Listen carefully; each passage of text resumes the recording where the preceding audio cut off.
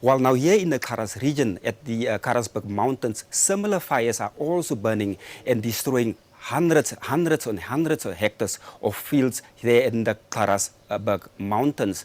Now joining us via Zoom is Annerie Strauss, who is also one of the affected farmers there at the Kharasburg mountains. Thank you so much, Annerie, for joining us on NBC TV. Hi, good morning. Thank you so much. You guys have been also raging some veld fires there. Maybe just give us a perspective of what is happening and when did this start?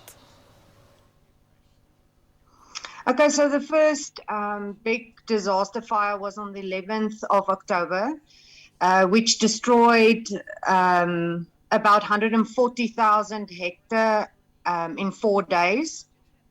It was maintained eventually after 4 days, and then on the 24th of December, another wildfire started on the farm Bakrivier in the Kharas Mountains.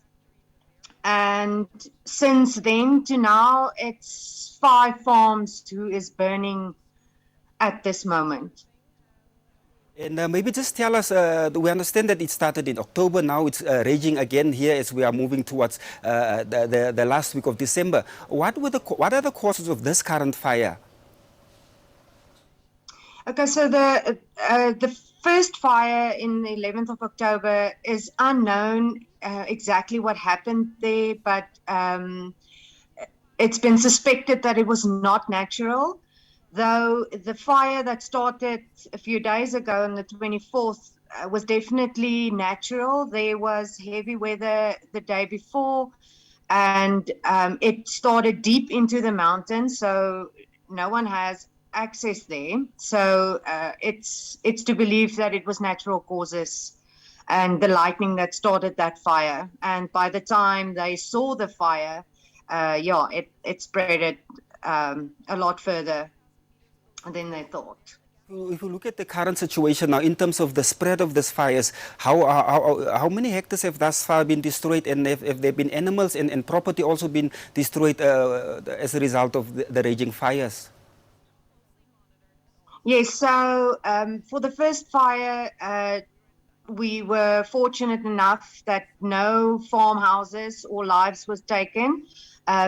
We didn't have a lot of animal loss, according to the hectares that was burning, but the infrastructure of the farmers were destroyed. There were farmers that burned down 100%, and so fencing, pipelines, everything is burnt, so they have to start again with that. And currently, I think there's one farm who's been 90% burned already. And people have to understand, due to our harsh terrain, the access to fires are so limited, and there's some places you can't get to, and other places you can only get by land cruiser or with a 4x4 vehicle.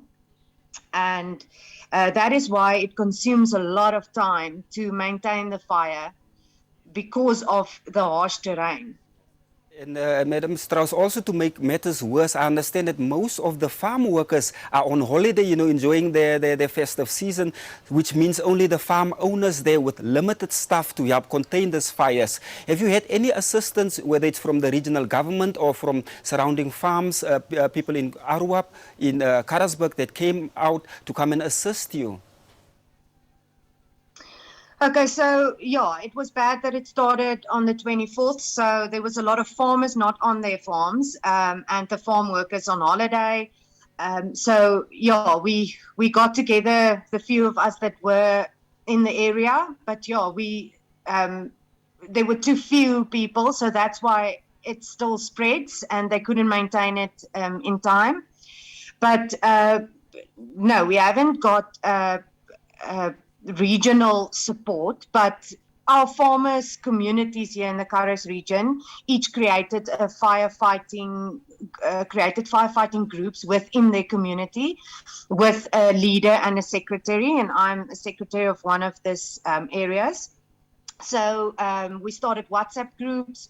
So you send out an SOS on the WhatsApp group if there's a fire on your farm, and then we have protocol locally in place to get to the fire, and then communicate maps, roads, entering points, where to get water, and fuel, which is difficult. The water is a problem because water points on the farm are far away from the fires in some cases, and it takes them 2 hours from the fire to the water and back. So what you've extinguished just started again if you get back. So because of the terrain.